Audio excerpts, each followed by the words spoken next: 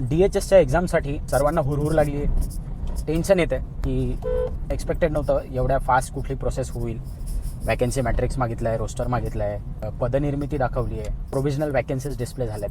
आता वाट आहे फक्त नोटिफिकेशन यायची.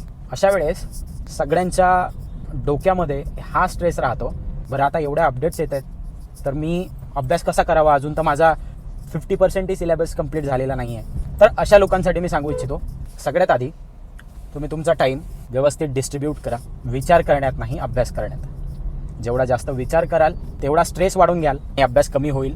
विचार जास्त येतील, स्ट्रेस जास्त येईल. आता अभ्यास कसा करायचा? माझा 50% अभ्यास कंप्लीट झाला आहे, 30% कंप्लीट झाला आहे, 20% कंप्लीट झाला आहे. मी याच्या आधीही भरपूर वेळा सांगितलं आहे की आपण जोपर्यंत आपल्याला सिलेबस डिस्प्ले होत नाही तोपर्यंत सिलेबसमधल्या येणाऱ्या कन्फर्म गोष्टी ज्या आपल्याला माहिती आहेत की जर काही चेंजेस झाले तर ते नॉन टेक्निकलमध्ये चेंजेस होतील, त्याच्या वेटेजमध्ये चेंजेस होतील. मात्र मेन स्ट्रीम जो टेक्निकल आपला नर्सिंग सब्जेक्ट आहे तो जसाचा तसाच राहणार आहे. तो जवळपास पूर्णपणे 80% वेटेजचे जे सब्जेक्ट्स आहेत ते सगळे आपल्या हातात आहेत. मग आपल्याजवळ 80% ऑलरेडी माहिती आपल्याला काय करायचं आहे. नर्सिंग सब्जेक्ट्समधून जर तुमचा 20 ते 30% अभ्यास झालेला असेल तर सगळ्यात महत्त्वाचं, सगळ्यात पहिली गोष्ट हे करायची की वीकली शेड्यूल बनवायचा स्टडीचा. मिनिमम 5 ते 6 तास अभ्यासाला दिल्याच गेले पाहिजे आतापासनं. आणि त्या 5 ते 6 तासात जर तुम्ही कुठला कॉन्सेप्च्युअल स्टडी करत आहात, MCQ स्टडी करत आहात, ते तुमच्यावर डिपेंड आहे. तुम्ही कुठल्या गोष्टीला जास्त प्रायोरिटाईज करत आहात. तुमचे कॉन्सेप्ट चांगले क्लिअर असतील तर तुम्ही MCQ प्रॅक्टिस जास्त करा. जर कॉन्सेप्ट क्लिअर नसतील तर आधी थेरॉटिकल बेस समजून त्याचे कॉन्सेप्ट क्लिअर करा. को रिलेशनल कॉन्सेप्ट्स तुमचे व्यवस्थित झाले पाहिजे आणि त्यानंतर तुम्ही MCQ प्रॅक्टिस करा. जर ह्या गोष्टी तुमच्या सगळ्या कव्हर झालेल्या असतील, तुमचं कन्सेप्च्युअल नॉलेज चांगलं आहे, तुम्ही MCQ प्रॅक्टिस चांगली करताय, तर you should step forward for advance. मी हे याच्यासाठी म्हणतोय कारण की प्रत्येक एक्झाममध्ये नवीन नॉर्म सेट होत आहेत, नवीन स्टँडर्ड सेट केले जात आहेत. आधीपेक्षा ऑब्व्हियसली आहे डिफिकल्टी लेवल थोडीशी जास्त असणार आहे परीक्षेची. जरी DHSचे आधीचे पेपर तुम्हाला फॅक्च्युअल बेस्ड प्रश्न जास्त किंवा वन लाईनर जास्त दिसत असतील तरी अपकमिंग येणारं वाढतं कॉम्पिटिशन, त्यानंतर ते चॅलेंजेस हेल्थ केअरमध्ये येणारे इमर्जन्सी सिच्युएशन्स, त्या अनुषंगाने विचार करून एक्झाम कंडक्टिंग बॉडी देखील परीक्षेची लेवल, परीक्षेचा स्तर वाढवणार आहे. इन्फ्लेक्स सॉन्डर्सचं जे बुक आहे त्यात बऱ्यापैकी कॉन्सेप्च्युअल सिनेरिओ बेस्ड MCQs आहेत. जर तुमचे बेसिक गोष्टी क्लिअर झाल्या असतील तर you can go for क्लेक्स Saunders. आणि जर बेसिकमध्येच कुठे ना कुठे कंप्लीट अजून झालेलं नसेल त्या गोष्टीसाठी वीकली शेड्यूल बनवा. जो तुमचा सब्जेक्ट सध्या ऑन गोईंग आहे त्या प्रोसेसला कुठेच डिलिंग करू नका, कुठेच थांबवू नका. जो अभ्यास ज्या सब्जेक्टपासून जो टॉपिक तुमचा चालू आहे तो कंटिन्यू ठेवा, बिंदास्त कंटिन्यू ठेवा.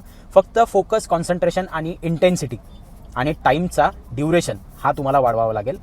त्या गोष्टी वाढवा. आणि एक वीक झाल्यानंतर संडे, सॅटर्डे कुठलाही एक दिवस घ्या. त्या दिवशी फक्त जे आपण ज्या वीकमध्ये वाचलं त्या वीकची रिव्हिजन प्लस त्याचे पूर्ण MCQs आणि जो तुमचा आधीपासनं कंप्लीट झाला असेल किंवा थोडासा तुटक सब्जेक्ट्स जे कॉन्सेप्ट झाले असतील त्याचं एक रिव्हिजन आणि त्याचे MCQs करणं खूप आवश्यक आहे. कारण की 15+ सब्जेक्ट्स तुम्हाला वाचायचे. त्या एवढ्या व्हास्ट स्टडीजमध्ये जर तुम्हाला तुमची मेमरी फ्रेश ठेवायची असेल, रिव्हिजनसाठी पूर्ण अख्खा एक दिवस द्यावाच लागेल. हा खूप इम्पॉर्टंट आहे कारण की एक्झाम टाईमला स्ट्रेस वाढतो. त्या छोट्या गोष्टी आपल्याला चॅलेंजिंग वाटायला लागतात.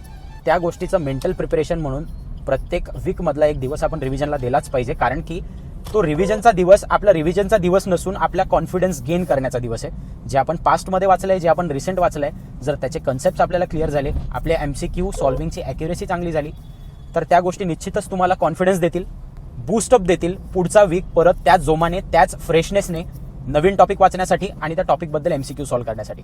त्यामुळे हा असा तुमचा एक पॅटर्न शेड्यूल राहू द्या. कुठलेही वेगळे चेंजेस करू नका. नवीन अपडेट आलेत म्हणजे मी काय करू काय नाही तुमचा याच्यातच वेळ जातो. नेमकं जे चालू आहे तेही हातातलं राहून जातं. म्हणून काही वेगळं एक्स्ट्रा करायची गरज नाही आहे. फक्त हो, टाईम ड्युरेशन, जो स्टडी टाईम ड्युरेशन आहे तो वाढवा, इंटेन्सिटी वाढवा, फोकस वाढवा आणि कॉन्सन्ट्रेशननी गोष्टी करा. म्हणजे असं काही करू नका की एकदा ती गोष्ट वाचली आणि परत तुम्हाला 3 हफ्त्यानंतर परत तीच गोष्ट वाचायला लागते. एकदा जर ती गोष्ट वाचताय तर अशी वाचा की ती परत वाचायचं काम नाही पडलं पाहिजे. त्याच्यावर 1 ते 2 रिव्हिजन झाल्यानंतर ती टिप ऑफ टंग झाली पाहिजे. बेसिक गोष्टी आहेत. आता रिलेटेड टू डिटेल टॉपिक आपण लवकरच या डिटेल टॉपिक वाईज इम्पॉर्टन्स आणि कुठल्या गोष्टीला किती वेटेज द्यायचं, कुठल्या टॉपिकला किती वेटेज द्यायचं याच्याबद्दल लवकरच व्हिडिओ बनवून आपण त्याबद्दलही डिटेल डिस्कशन करूया.